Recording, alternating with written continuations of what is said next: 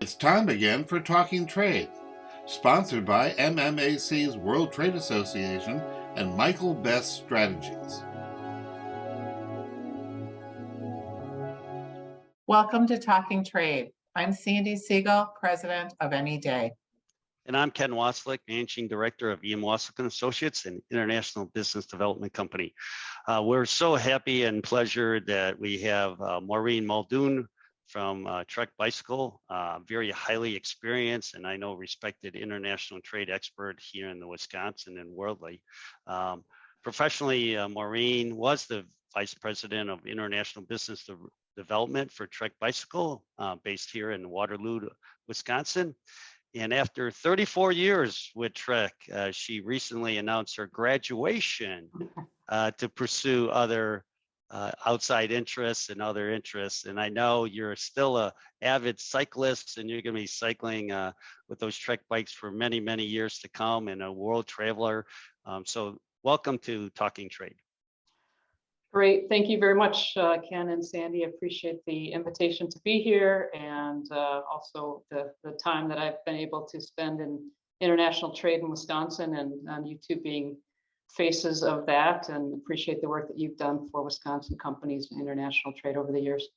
Well, thank you very much for that as well. Over 34 years, you've seen a lot of changes, a lot of development, not just at Trek, but worldly and globally. The last 2 years have been unique in many aspects. The pandemic brought so many changes in our personal habits and our personal lives, whether it's our recreational activities, how we keep fit, buying patterns, a whole slew of changes here. So what did you see when you were at Trek? What did you see those changes over the pandemic years here? And not only here in the US, but globally, how did Trek respond to this? Yeah, I guess our experience was probably like a lot of other companies in Wisconsin on that March 12th, we're all sent home and wondering what comes next, right? I think it was hard to understand what to expect. As a company, the exec team got together and created kind of our 6-point plan on how we were going to address what was happening. We were certainly hoping for the best, but planning for the worst, as we were heading into our biggest season. Our biggest markets are US, Canada, and our European business. So you can imagine the Northern Hemisphere market kicking off in April. If you miss that season, it's really hard to make that up. So we were going into a time of a lot of uncertainty. So we buckled down and created a plan around what if scenarios. And it's, Trek's a data company. We've invested a lot in our IT structures over the years. So we've got a pretty robust systems, and we actually own our own POS system that a lot of our customers are running on. So around the 12th of April or so, we started to see some interesting things happening at retail, and we're like asking ourselves, what's going on here? And we started calling around and understanding that, hey, there's as with a lot of other businesses, behavior changes that were coming. People, their kids were at home in school and they wanted to get bikes for their kids so they could do some things outside. People were buying bikes because they were doing staycations, etc. So it ended up being that there was this sort of boom of sorts. We reacted quickly to that. We increased our POs with our vendors, and a lot of those vendors were still dealing with customers wanting to cancel orders while we're adding orders. And they even came back to us and said, what are you seeing? Are you sure what you're seeing here?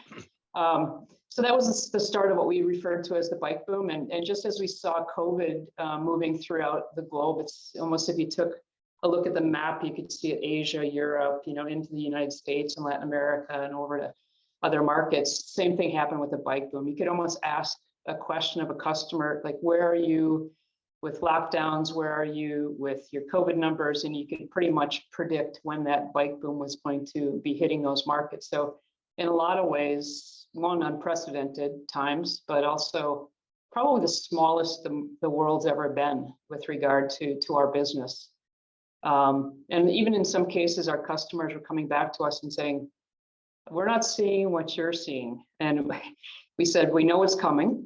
Here are some safety nets, place orders, and if it's doesn't happen in your market, we'll do something about that because the demand is out there. So it was really quite an interesting time, but at the same time, it was one of those where we felt this could be our best year, but we're not going to feel good about it. Yeah. So Some of those trends, Maureen, are they lasting, or is it going to be pre-pandemic buying patterns or exercise or outside activities by your consumers? I think some of the trends that will continue is a lot of those people that bought bicycles in that period of time. Some of them are going to hang in garages. Some people will resell those bicycles because they want the cash back, but many of those people will continue to ride. And I know after being in the business for as long as I have, cycling's fun. So we hope that people will continue to do that. The other thing that we saw, and in the area that I work with, is a lot of the emerging growth markets. And what we often see is recreational cycling, where Trek would come into play, follows what I call market affluence. So as markets become more affluent, then they get into recreational cycling, because cycling is what I rode when I was poor. So they've got to kind of follow this cycle. And right before this recreational cycling, it's fitness clubs. Mm. So during the pandemic, people were kicked out of fitness clubs, so they went into cycling. So the question will be, will they go back to the fitness clubs or not, or will they continue to do their recreational cycling? So I think it's going to slow down. As John Burke likes to say, trees don't grow to the sky. So things are going to settle in. They're starting to settle in now. But what we're saying is we'll land the plane at a higher level than what we were pre-pandemic. Interesting. I know you talk about the bike boom, and that got a lot of media attention because, you know, that was such a phenomenon and came in waves as you described.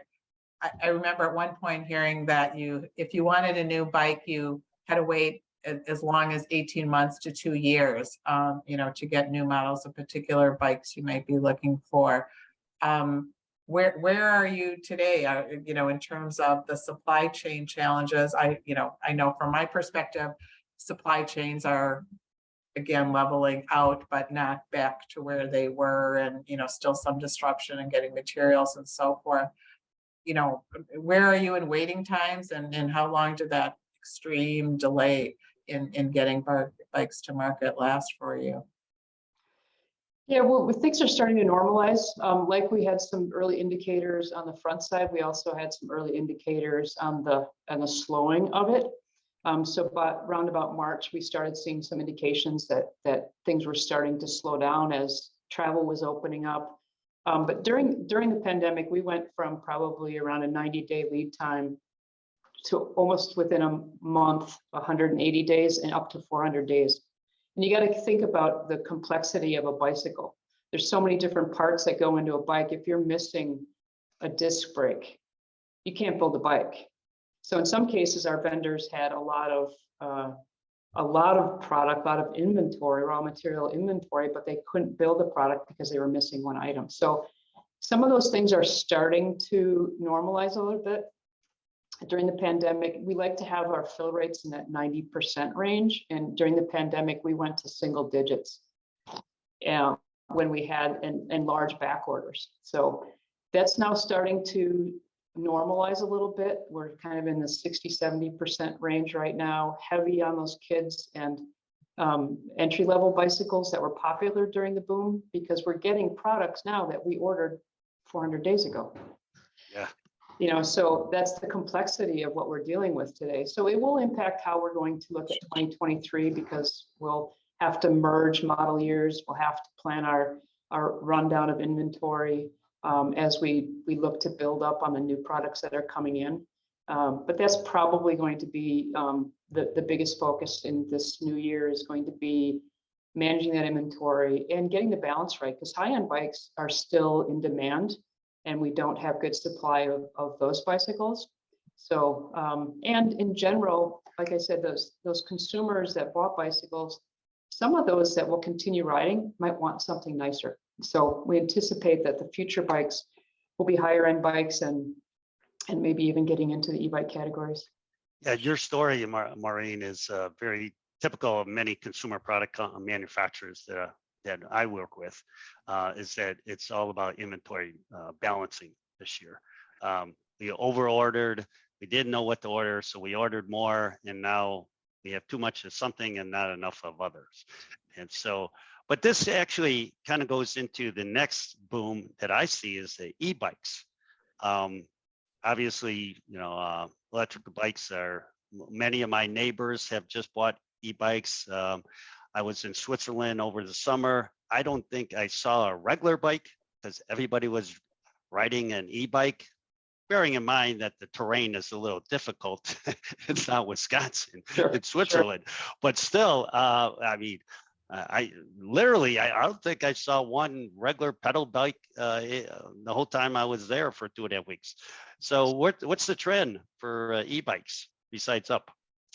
Yeah, well, definitely up. I think the future is really bright for e-bikes. So Europe is definitely the leader in that category. I think I heard recently that in Germany, that e-bikes are now over 50% of the bicycles being sold. And I know that number's been breached in the Netherlands as well. So they're definitely ahead of the curve. It's starting to go in the United States and other markets as well. I think the biggest thing is just getting consumers to understand what an e-bike is and what it's all about, because it is it's more expensive than regular bike.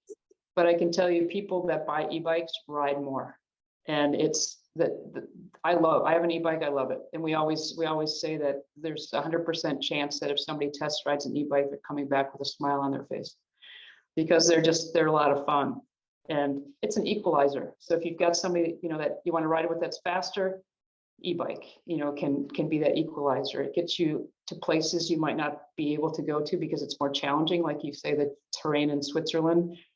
You get to go higher up in the mountains because you're on an e-bike. Right. So I see it will continue. I think probably, again, the emerging growth markets that we're working with now, the biggest issue there is going to be affordability. Sure. And infrastructure, right? But that is something that we did see, though, during the pandemic too, is infrastructure. People were building a lot of these markets, these emerging growth markets. They saw what happened in Europe. They're seeing what's happening in the United States, and as they're building their infrastructure, they're building cycling paths into it. So I think it's just a matter of time, but it's a little bit slower to go in some of these emerging markets. So sounds like another bike wave, and with a slightly different twist, which I think we're already seeing. That's great insight. Well, thank you for joining us on sort of this milestone, and an amazing tribute to your career and some of the history of what you've seen, particularly in the last few years. I think a lot of us have experienced a lot. Just in all the waves and ups and downs of the pandemic and so forth. So thank you for joining us, Maureen, and good luck on your next adventure, your next chapter. Good luck. Thank you so much. Thanks again. Thanks for joining us on another episode of Talking Trade. You've been listening to Talking Trade, sponsored by MMAC's World Trade Association and Michael Best Strategies.